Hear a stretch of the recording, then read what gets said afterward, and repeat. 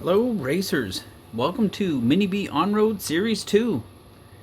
This is the second episode in the series, and in this series the goal is to take this Mini-B RTR, tune it up, and place on the podium in our Maritime Onroad Championship in the Mini-B class.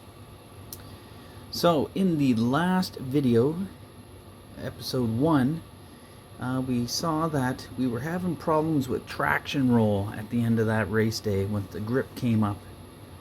So then I started to hunt down what could possibly be the issue with the car, and I was feeling around and I tried it on my SkyRC scales, put it on the scales, and I noticed on the front shocks that you can see, put eyelet to eyelet, that there's quite a bit out. A couple of millimeters. One is screwed in than the other. So I was frigging around with the front of it, and I noticed a tremendous amount of slop in that steering rack. So what I intend to do is replace it with the Hot Racing aluminum rack, mainly because it has ball bearings in the bell crank, and I think that'll take up a lot of the slack. So we'll put that in just to get rid of some slop. Maybe that'll help with steering and handling. And then on the back, I was going to replace the grease in the rear gear diff because it's very loose. So I thought what I'll do is I'll replace that gear diff with the MIP Ball Diff, so I can tighten up the diff a little bit, and then the grease won't be seeping out and all that kind of stuff. And I race off-road and we use ball diffs a lot, so I'm very familiar with how to set and tune a ball diff. The main trick to it is on these small thrust bearings, you use what MIPI calls the MIP grease, but it's like a black grease that you would put there on the small thrust bearing. And then on the main bearing you use a white grease that's made for lubricating basically the diff part. And then you need to do a break-in, so I'm going to put that on a drill and break that in. So I got the car all apart. I just started digging through to see if I could find the problem with the suspension, and now I'm into a big fix. So my plan is, let me put the bell crank on and the diff in, and then we'll come back and talk about how we're going to tune the car with the roll centers and the springs and things to keep it from traction rolling. Okay, so thanks a lot, and what I'll do is just pause the video now and we'll be back in just a moment. Hello racers, and we are back. What I wanted to show before I got the car completed, I'm still in the process of working on it. What I did is I did put the Hot Racing steering rack in, and that seems to have taken up quite a bit of the slop in the rack part. And as part of the traction roll, I'm trying to lower the car. So what I wanted to show you was how I was doing it. What I have the car on 10mm blocks. Those are typically used for touring cars. And what I did is I put the car on the 10mm blocks just to simulate ride height. And then what I did, I'll just turn it around, is I just put the shock on, measured the shock out, then used a caliper to figure out how long the shock needed to be, and I added some new spacers into the shock body to shorten the shock up. And where I ended up with is 10mm of spacer in the rear shocks to bring it down to that 10mm ride height. And in the front, I took the two 3mm spacers that I had. The front had 3mm and the rear had 3mm, and I put them both in the front shock, so 6mm of spacers in the front. So I just wanted to show you how I did that. And what I was doing is I was using my ride height gauge that's kind of like a teeter-totter, and what I would do is I would put it under and then using a screwdriver or something, I was lifting the car up to see the extension I would get, so I would know I would have 2 millimeters of droop or 3 millimeters. But in the end, I came up with 10 millimeters of spacers in the rear, 6 in the front, and we'll try that this week. Still to go, putting the MIP Ball Diff in. So wish me luck. I'm going to do that tonight. See you again. So we have everything now installed. It took me quite a while to get this project done. There's a lot of little bits to it, and I'll just kind of review it. I got it on the scale here. This is my final result. So I got it pretty balanced. In the end, 40 weight in the front, 6 millimeters of spacers inside the shock, about 9 millimeters of ride height. Rest of the front is pretty much stock. Try to put the tires straight up and down, and there's some toe out to deal with traction roll. So traction roll, if you can get it low, tires straight up and down. I also have the 2 millimeter shims behind the front tires. I'm going to leave that. We haven't gone racing yet. I'll let you know how that works out.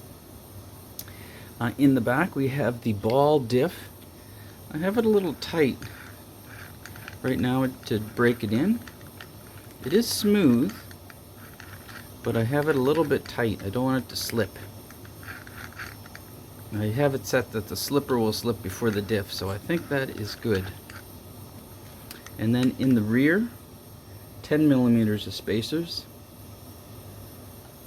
9 millimeters of ride height. And when I was mentioning before about testing for the droop, what I meant was that I was setting it at ride height, and you can see the car is sitting on its springs, but then when you raise the car up, you can see that it raises up a bit, and I was just measuring how high it was. So I'd put that under, I'd lift it up. So I know I have 9 millimeters of ride height, but with droop I have about 12 millimeters when I raise it up.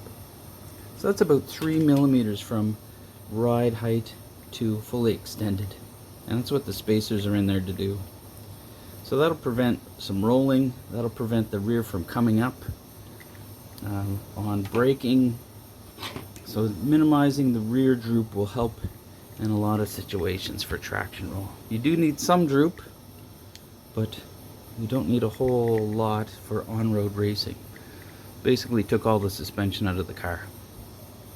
So, I'm going to take it to the track, wish me luck, and I'll give you the race report when we're back. Oh yeah, got to tell you, so 10 millimeters of spacers, 35 weight shock oil. 40 in the front, 35 in the back. I was thinking maybe a little bit thicker, but the rebound is a little bit slow. So I was a little bit worried that it was too thick. So I just went with what I knew for now. We might have to change for next video. So wish me luck today. Last week we got second in the B main. Let's see if this week we can make the A.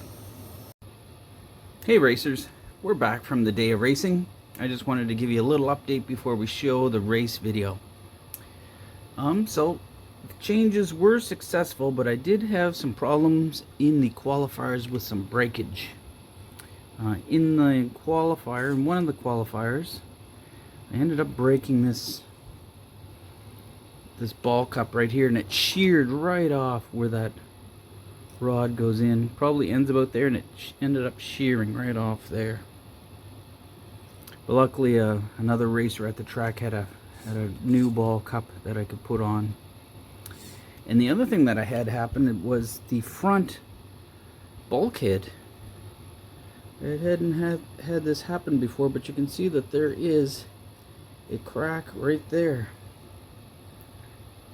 where, and what I think happened is I had a bit of a push, went into the wall, compressed this suspension, and torqued this shock tower and broke that. So that ended another one of my qualifiers. Sort of a 4 qualifier day. I only had 2 decent qualifiers to try to make it into the A-main. So with that said, the rest of the car worked good. The rear diff worked well, as expected. Hart Racing steering rack took a lot of the slop out. And this Furatech motor pulled really well on the straights. So, with that said, let's go check out the racing video. And here we are back with the race video. Now I was able to bump up from the B, and I'm starting in the top left in the yellow car. Now in the start of the race, my race thought was to hold back and pick my way through, and you can see that I passed one, but watch the middle of the infield. Car has a tremendous push. Tremendous push that I was dealing with in the, and where it would show mostly is in the top right at the end of the straight, and then through that big loop in the infield. See, once again, that in the center of the infield, pushed very far to the outside. So at this point, I can't really push the car because the more speed it has, the more push it gets. So we worked out the issue from last week with the traction roll, and now we've gotten into a push situation. So at this point, what I'm thinking is learning to drive the car with a push. I noticed that if I leave that gray traction line, that the car will push. You can see that in various places. Keep an eye on it as it goes. As soon as you leave that traction line, there we go, way wide again, that the car loses all grip. So at this point in the race, I was able to pass the car right off the beginning, and then a car had rolled, so I would be sitting in about 3rd place at this point. And the green car in the front would be the leader. Now there was a tangle right there, and at that point, that's where I allowed some of the 4th and 5th places a little closer, and that would be a pass for 4th, that red car that had just gone by. So I'd be sitting in about 4th now. Now let's watch this pass sequence that's coming up. Let's see when we get on the straight here. Now behind me would be one of the fast leaders. And here you can see that he catches up quite quickly, and overtakes me very quickly in the infield, just because he has way better handling. Way better handling. So I think the car itself has the speed, but it just doesn't have the handling.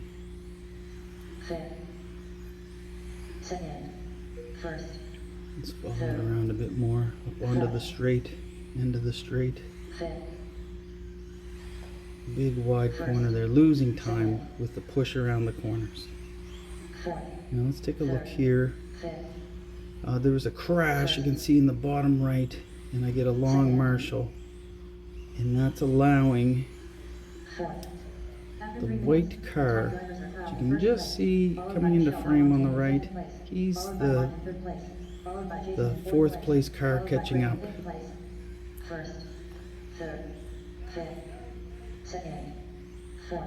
And keep an eye on him as things go. So I'd be sitting in 3rd place at this point, but 4th place is slowly catching up, and it's very difficult when the car is pushing. You lose a lot of time in corners.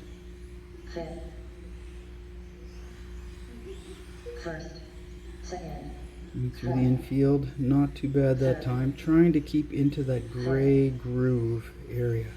1st, 2nd, 4th, 3rd, 5th, 2nd, 1st, 4th. Okay, coming through the infield, good. So the last few laps, putting together some decent laps. 2 minutes left, 1st, 4th. Now getting caught up into traffic a bit. In front of me is the 1st place car. Behind me would be the 2nd place car.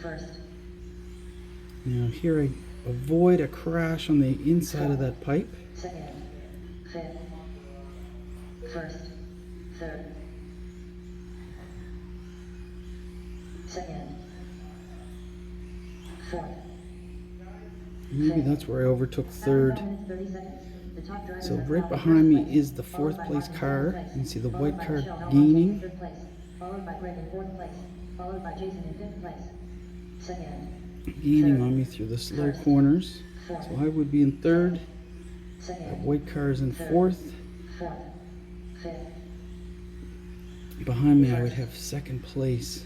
And he's really pushing hard. third, second, fourth, fifth. 1 minute left. But I'm First, trying to keep away from the fourth place car behind me, so I'm third, second, trying to keep it in line. fifth, Put together some good corners. Second place finally got by, but that second, slowing for him a little bit has let the fourth place car gain slightly. fifth, first, second, third, fourth, fifth, first, second, third, first, At this point I have about half a track lead on fourth, second, and behind me I think is the first place car. And in this section bottom right, I let the first place car go by, and then just because I slowed in that corner awkwardly, seven, I tagged the pipe and the fourth place car went by at the exact same time. two, And with not enough time left in the race, unfortunately finished fourth in the A main. 37 laps, 603.7 result. So in the next video, we're going to focus more on getting steering. We got the car stable, no more traction roll. So now we'll do some techniques to get our steering back. So like if you like this type of thing, subscribe if you want to see more. And if you have any other advice to handle a push, feel free to comment below. Thanks, and we'll see you in the next video.